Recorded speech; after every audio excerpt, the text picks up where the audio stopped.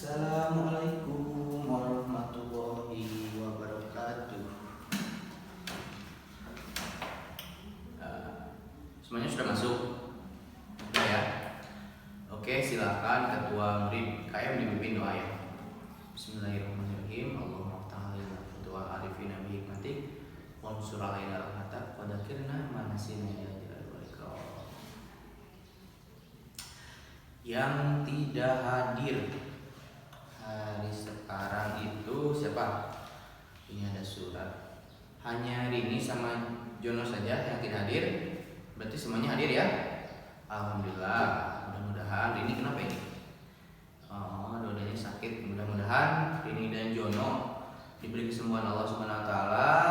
Amin. Dan sakitnya menjadi kifarat atas dosa-dosanya. Amin. Sekarang SKI ya. SKI tentang apa? Dinasti Al-Ayyubiyah ya. Dinasti Al-Ayyubiyah. Sambil disiapkan dibuka dulu buku paketnya. Dinasti Al-Ayyubiyah. Dinasti Al-Ayyubiyah ya. Yang akan kita pelajari itu yang pertama siapa, yang kedua kapan, dan apa. Sudah dibuka? Silahkan dibuka dulu halaman berapa? Ya, 127. Dibuka halaman 127 tentang Dinasti Al-Ayyubiyah. 127 dan 128 ya. Dari itu sudah mencakup tentang siapa, kapan, dan apa. Maksudnya gimana Pak? Siapa, kapan, dan apa itu? Siapa itu? Siapa yang menjadi khalifah pertama Dinasti Al-Ayyubiyah? Yang kedua, kapan Dinasti Al-Ayyubiyah didirikan? Yang ketiga, apa motif atau apa alasan didirikannya Dinasti Al-Ayyubiyah? Silahkan dibaca dulu 5 menit.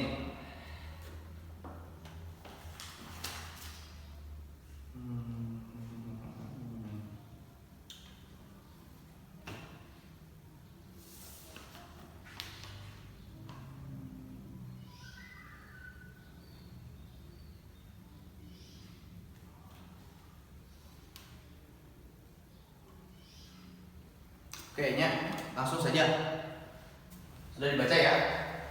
Nah, Dinasti Al-Ayyubiyah siapa? Siapa yang jadi khalifah pertama dari Dinasti Al-Ayyubiyah itu siapa? Coba Zaki. Siapa? Iya benar. Salahuddin. Ada Yusuf ya? Salahuddin Yusuf Al-Ayyubi.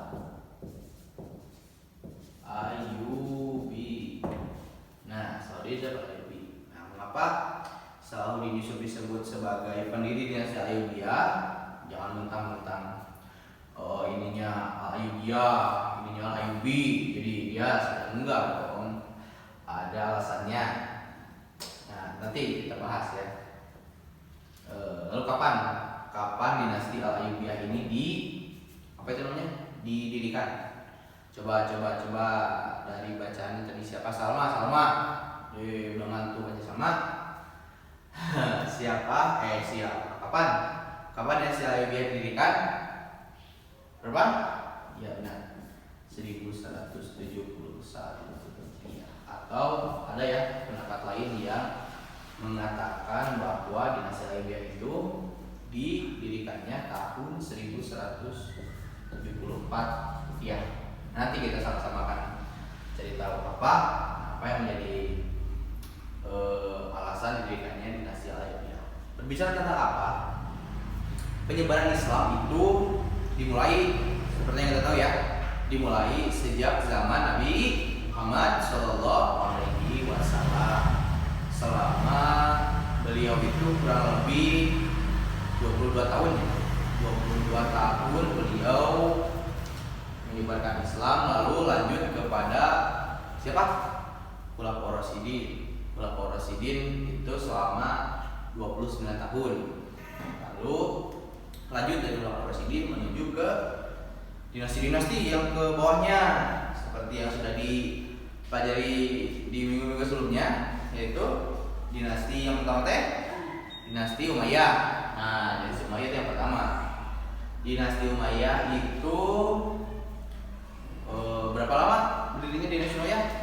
90 tahun, 90 tahun dengan 14 khalifah. Lalu lanjut ke dinasti Abbasiyah. Nah, dinasti Abbasiyah ini disebut juga sebagai masa keemasan, puncak keemasan dari agama Islam itu sendiri. Nah, tentang berdirinya dinasti Al-Ayyubiyah itu masih ada kaitannya dengan dinasti yang sebelumnya, yaitu dinasti Abbasiyah. Dinasti Abbasiyah itu berdiri sekitar 500 tahun lebih ya, hampir berapa? 7 abad ya. Nah, dengan hampir 30 khalifah yang memimpin selama berdirinya dinasti Abbasiyah. Oke, masuk ke dinasti Al-Ayyubiyah ya. Sebentar dihapus dulu.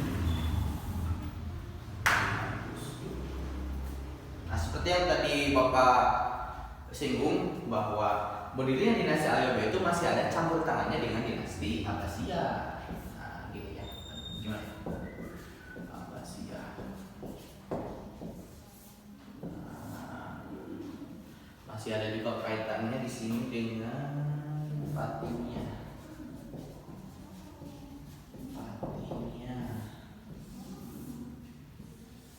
Lalu di sini Ayyubiyah. Nah, gitu.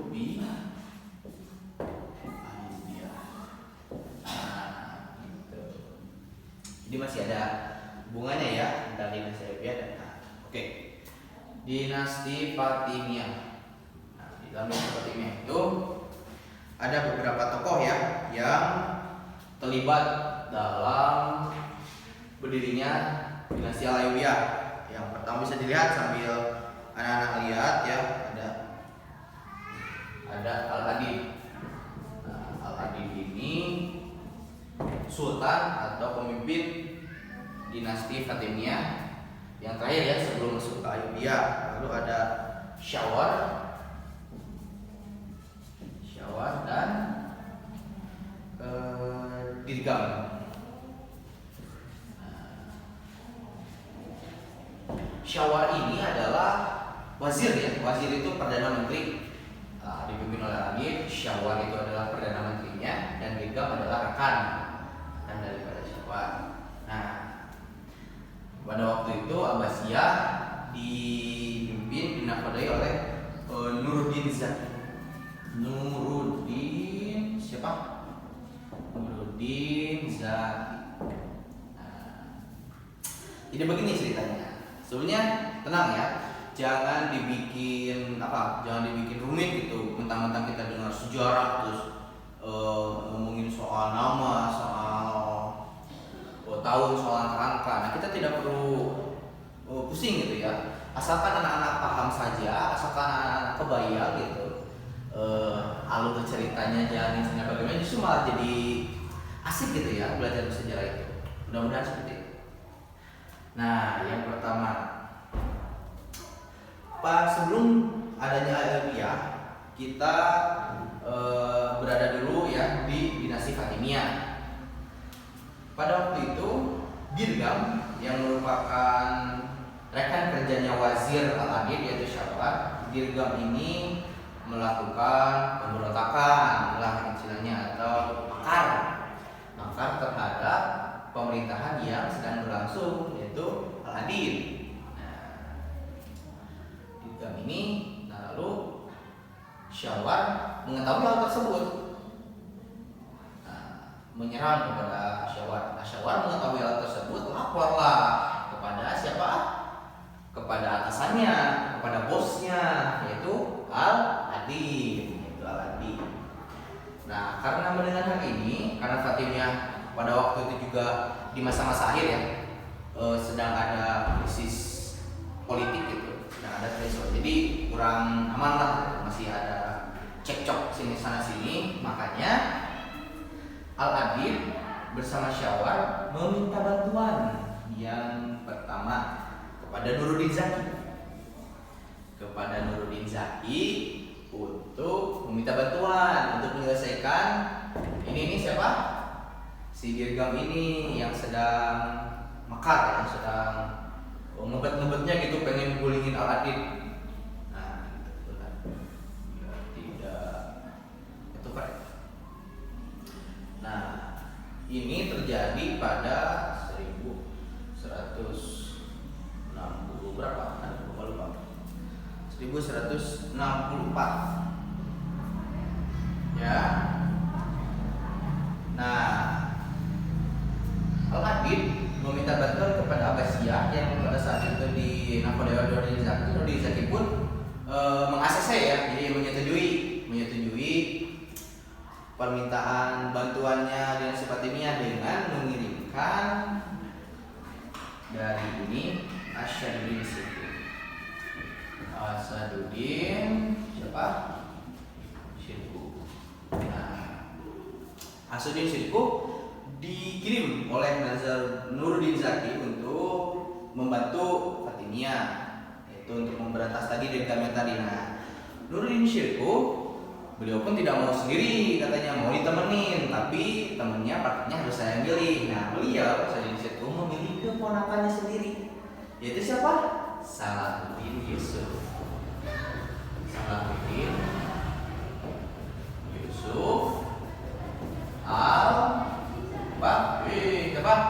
Al-Ayyubi.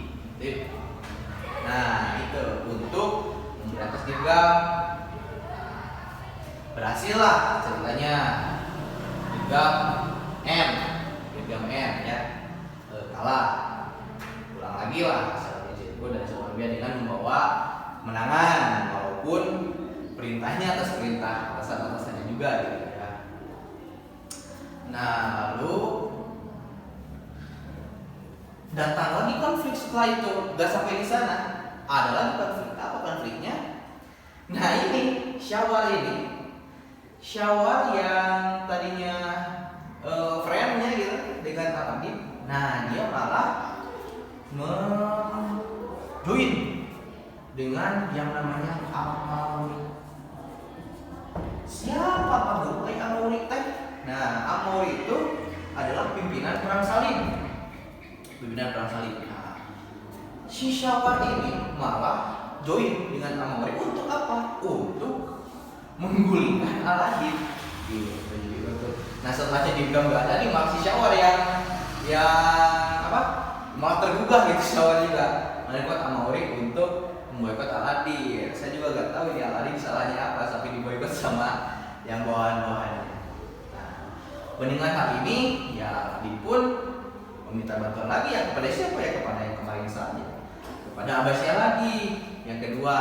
Nah, itu terjadi pada tahun 1167. Itu terjadi pada 1167. Al-Adib meminta bantuan kepada Nuruddin Zaki sebagai nahkoda Abbasiyah. Nah, seperti biasa, udah tahu Fatimiyah lagi katanya yang minta bantuan. Nuruddin Zaki pun ya merekrut mereka kembali dengan konco-konconya, dengan masukan-masukannya untuk menyelesaikan Syawar ini. Singkat cerita, datanglah lalu oke lah, dapat berhasil diredam, ada damai, udah gencatan senjata. Udahlah, jadi aja dari kata Syawar dan Amauri. Ya udahlah, mereka berdua balik lagi ke Abbasiyah. Namun gak cuma di situ, Amauri masih penasaran kayaknya. Amauri pun malah melanggar perjanjian yang ini, perjanjian damai yang ini. Amauri langgar lah. Sama yang mereka ke Syawar lagi, Amauri mereka Syawar lagi untuk memberontak lagi Al-Adib. Nah, Al-Adib mengetahui tersebut, kenapa kok ini anak saya pada ngeyel ya. Nah, jadi Al-Adib pun meminta bantuan lagi kepada Abbasiyah. Abbasiyah udah tahu aja, waduh Fatimiyah minta bantuan lagi, ada apa nih, pasti ada yang nggak beres. Nah, ini terjadi pada tahun 1969.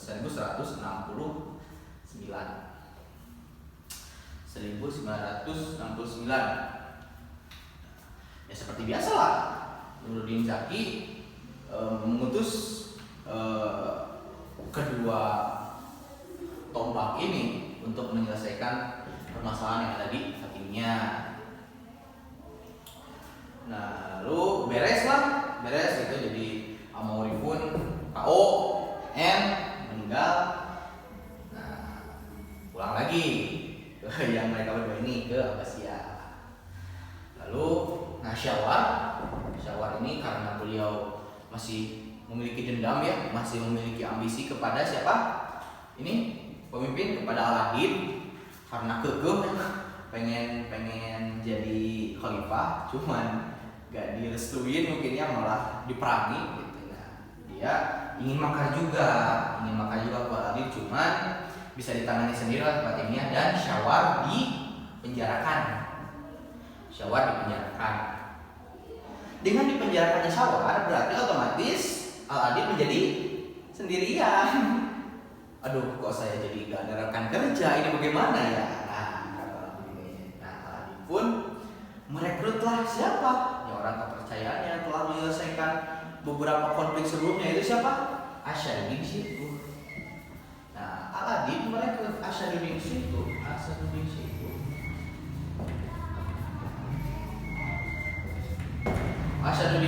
sebagai siapa? Sebagai wazir, sebagai perdana menterinya. Kerjanya seperti ini. Lalu Asyaduddin Syihku tidak lama, mungkin kalau nggak salah ya, Asyaduddin Syihku menjabat selama 2 bulan mungkin. Beliau meninggal. Asyaduddin Syihku meninggal, digantikanlah oleh keponakannya. Nah, digantikan oleh Salahuddin Yusuf Al-Ayyubi ya. Digantikan oleh Salahuddin Yusuf Al-Ayyubi. Nah, setelah Salahuddin Yusuf menggantikan Asyaduddin Syihku sebagai wazir di pemerintahan Al-Adid, nah Al-Adid ini meninggal dunia. Nah, jadi otomatis Salahuddin Yusuf Al-Ayyubi lah yang menduduki tahta, yang naik jadi khalifah di Fatimiyah. Apakah Salahuddin Yusuf Al-Ayyubi langsung mendirikan ini? Belum ya.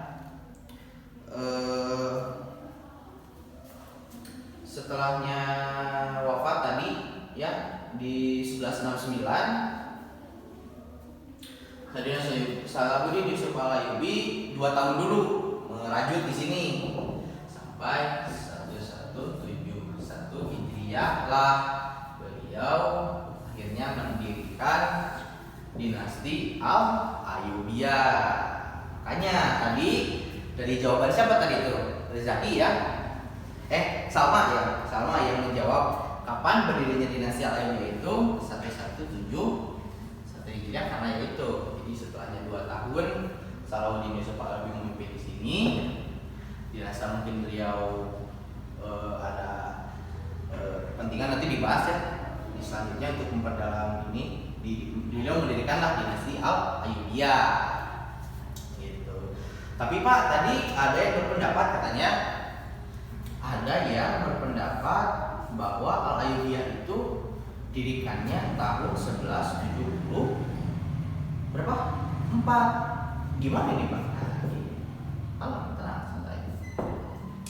Menurut versi yang ini, Salahuddin Yusuf Al-Ayyubi setelah 2 tahun di Fatimiyah, beliau ditarik dulu ke Abbasiyah.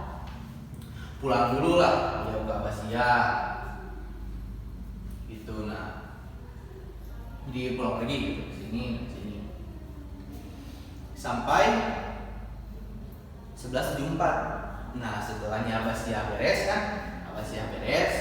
tidak ada lagi dinasti mungkinnya selain ini di tahun 1174, maka resmilah setelah tahun ini Ayyubi masuk ke Ayyubiyah di tahun 1174 Hijriah.